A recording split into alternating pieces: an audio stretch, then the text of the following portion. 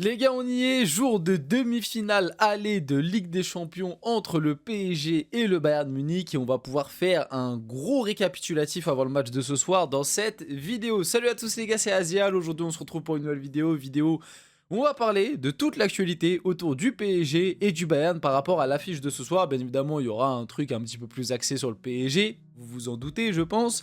J'espère que vous allez tous vraiment très bien. Moi personnellement ça va, je suis en forme. Vraiment je suis en forme là, tu vois, je suis en forme comme si c'est moi qui allais jouer ce soir. Non mais je vous dis la vérité, demi-finale aller de Ligue des Champions.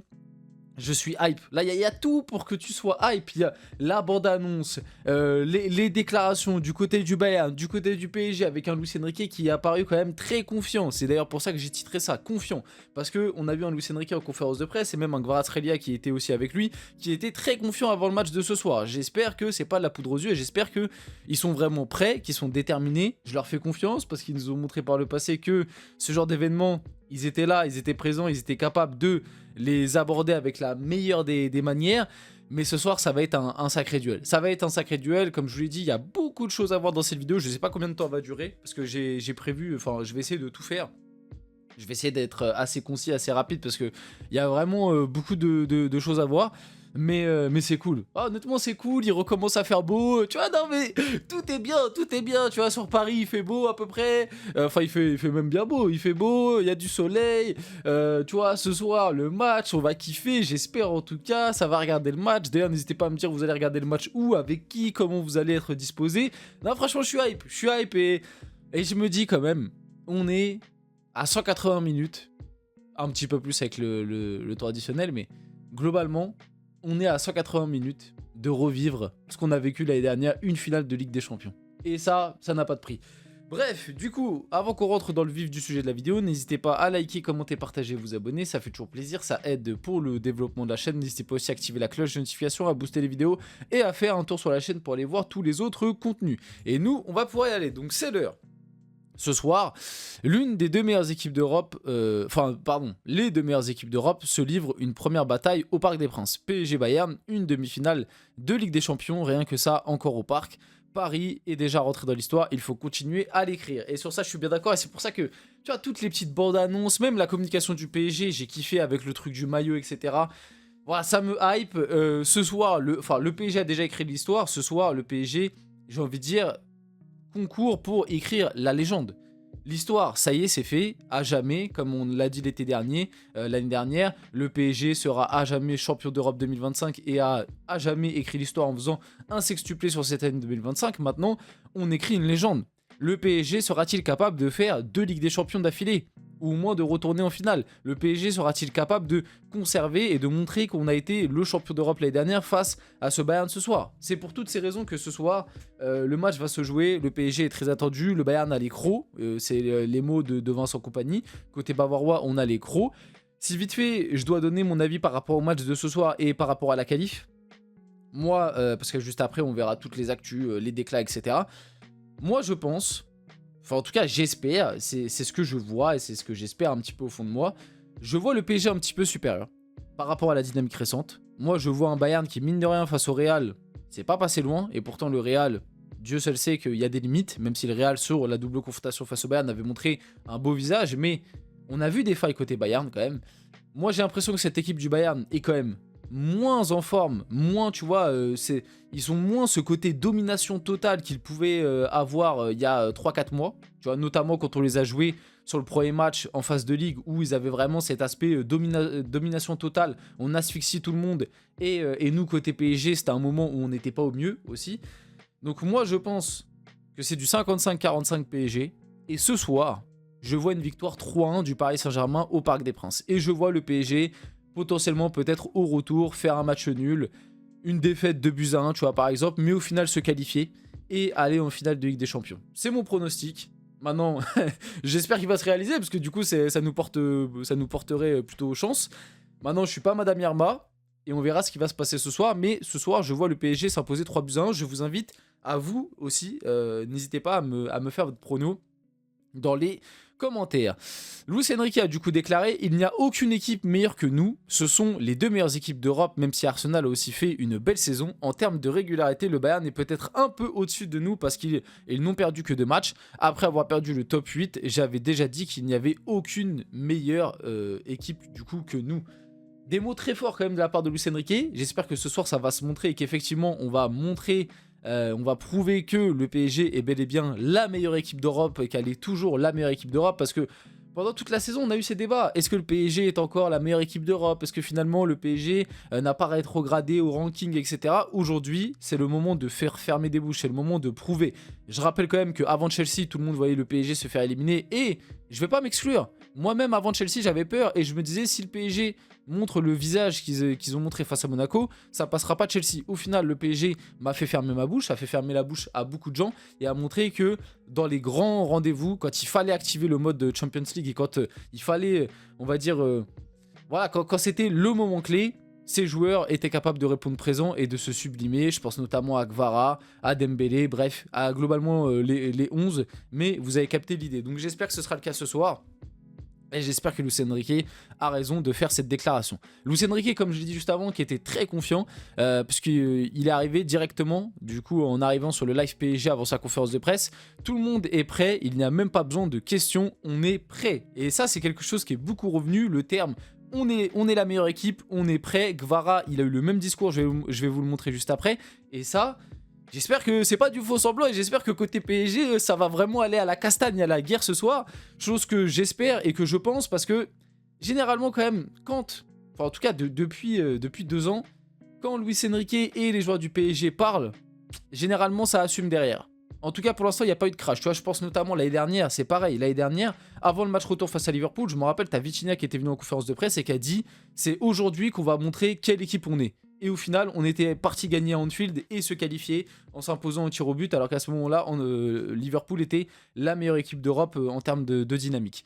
Donc il a aussi déclaré en conférence de presse: demain ça sera la loterie. Luis Enrique est très heureux d'avoir tous ses milieux disponibles pour affronter le Bayern et on rigole. Le journaliste a posé la question: entre Vitinha, Ruiz et Zaïre Emery, qu'est-ce qui vous fera prendre la décision pour les 3 joueurs que vous allez aligner au milieu? Et Luis Enrique du coup a répondu: demain ça sera la loterie, je ferai comme ça. Il mime une roue qui tourne. Tout le monde est prêt, se frotte les mains, je suis très content. Peu importe le joueur, tout le monde est prêt et demain je ferai comme d'habitude. Si je dois donner un petit prono par rapport au milieu de terrain de ce soir, de toute façon, j'ai un screen juste après pour la compo probable. Moi, je pense que ce sera Vitinha, João Neves, Zaïre Emery. Je pense que Fabian Ruiz n'est pas encore prêt pour démarrer, mais Fabian Ruiz rentrera en jeu peut-être à la 65, 70e en fonction de comment se déroule le match. Je pense qu'on verra du Fabian Ruiz ce soir rentrer, mais pas en tant que titulaire, parce que déjà, le dernier match face à Angers, il a joué à peine 45 minutes. Et au final, jusqu'à maintenant, si tu additionnes son temps de jeu, il a fait quoi? Il a fait 2 rentrées où il a joué 30 minutes, quoi. Et du coup, 45 minutes face à Angers. Donc en gros, sur les 3-4 derniers mois, il a joué 100 minutes. Tu vois, j'arrondis à peu près. Il a joué 100 minutes. Ce qui est très faible par rapport à Zaïre Emery, etc., qui a beaucoup plus de rythme. Il y a Kvaratskhelia aussi qui du coup est passé en conférence de presse. Il a déclaré: c'est vrai qu'on était fatigué à un moment de la saison, mais on est tous bien physiquement désormais.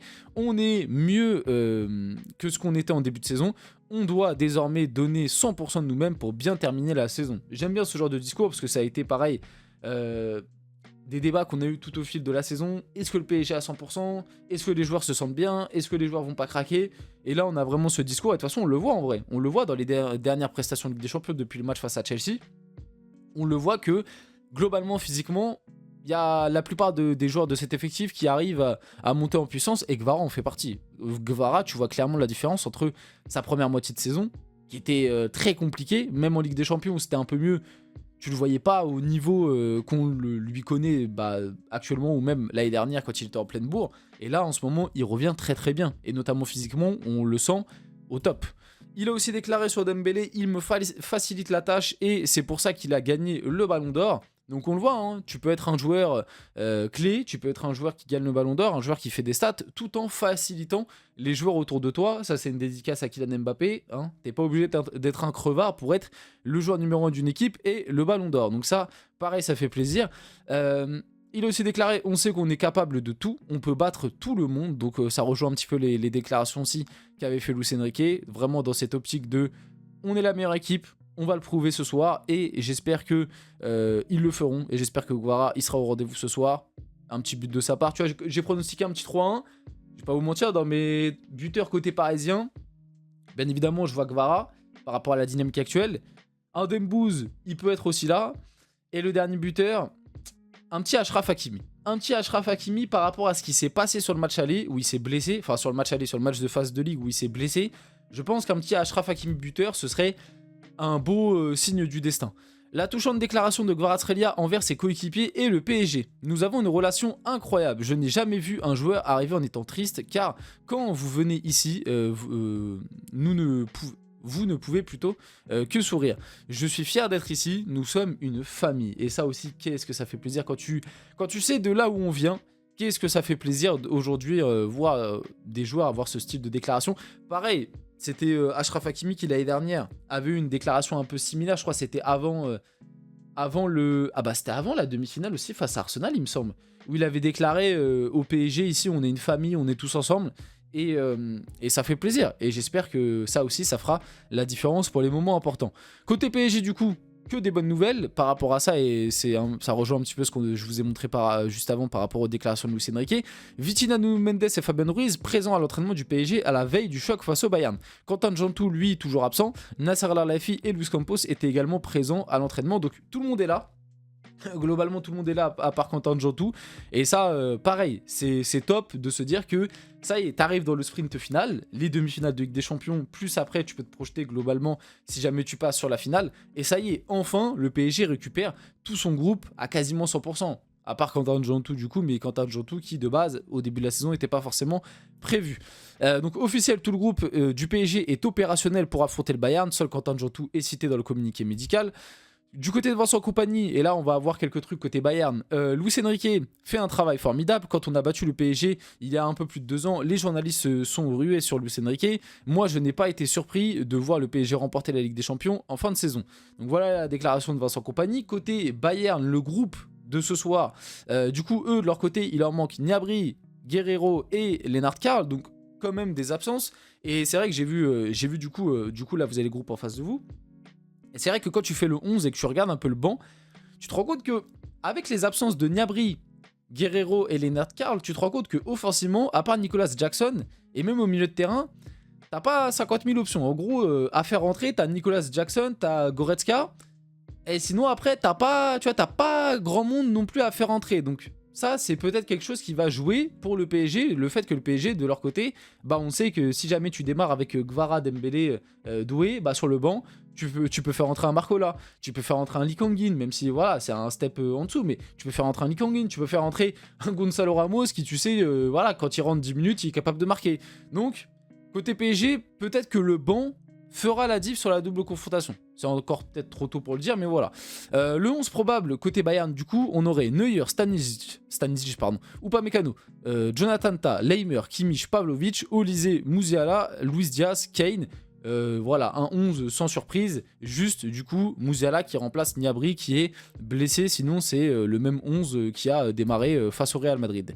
Côté Michael Olise, l'équipe décrypte comment le PSG pourrait réussir à neutraliser Michael Olise demain soir, insister sur les prises à 2 pour limiter son influence, densifier la zone où il s'exprime, l'intérieur surtout, l'emprisonner quand il rentre intérieur en jaillissant sur lui à plusieurs reprises comme l'a fait Arsenal. À noter qu'Olise tente que très rarement de déborder vers l'extérieur. Il va falloir un très très grand Nuno Mendes, il va falloir aussi qu'il soit épaulé, soit par Pacho, soit par un milieu de terrain qui sera côté gauche, donc je pense que ce sera João Neves, soit par Gvara qui va redescendre, parce qu'en 1 contre 1, Olise, même si t'es le meilleur défenseur gauche du monde, en 1 contre 1, c'est Bourbier. C'est Bourbier, mais ce soir, il va falloir qu'on ait un très grand Nuno Mendes, sinon le match pourrait être très compliqué, parce que moi, de ce que j'ai vu face au Real, Olise est aujourd'hui le joueur, le facteur numéro 1 côté Bayern. Kane marque peut-être plus de buts, Luis Diaz marque aller-retour face au Real, mais c'est Michael Olise qui est le dépositaire du jeu côté Bayern. D'ailleurs, Upamecano sur Ousmane Dembélé, on s'est envoyé des pics. Ousmane, c'est mon ami, au coup de sifflet final, on sera plus amis, puis on retrouvera le sourire. C'est un grand attaquant, c'est le ballon d'or, je sais comment il joue. Vincent Kompany est agacé par sa suspension face au PSG, ça pareil, peut-être que c'est quelque chose qui va être positif pour le PSG. Il sera séparé de l'équipe dès son arrivée au stade, pas le droit d'accéder au vestiaire, téléphone interdit, il suivra le match dans une loge sous supervision UEFA. Le Belge avait pourtant l'habitude de préparer les matchs dans les moindres détails. Côté du coup 11 probable PSG, on aurait Safonov dans les cages. Une défense, Pacho Marquinhos avec Hakimi Nuno Mendes, donc du classique. Au milieu de terrain, Vitinha, Neves, Zaire Emery, ce que je vous ai dit un petit peu plus tôt. Et devant, on aurait Gvara, Dembélé, Barcola. Moi, j'ai vu une autre source. Là, c'est Fabrice Hawkins, donc on sait que c'est plutôt béton sur le PSG. Mais moi, j'ai vu une autre source dire que ce serait Désiré Doué à la place de Bradley Barcola. Donc on verra ce soir. Dans tous les cas, la compo, et c'est du classique. On sait que Doué Barcola, ça peut jouer en fonction de la dynamique et en fonction de l'équipe que tu affrontes en face. Donc dans tous les cas, moi je serai content. Et du coup, on est prêt pour le match de ce soir. J'espère que la vidéo vous a plu. Si c'est le cas, n'hésitez pas à liker, commenter, partager et vous abonner. C'était Azial. Et n'hésitez pas à me dire vos pronostics, bref, tout ce que je vous dis un petit peu plus tôt. Et on se retrouve très rapidement pour une prochaine vidéo.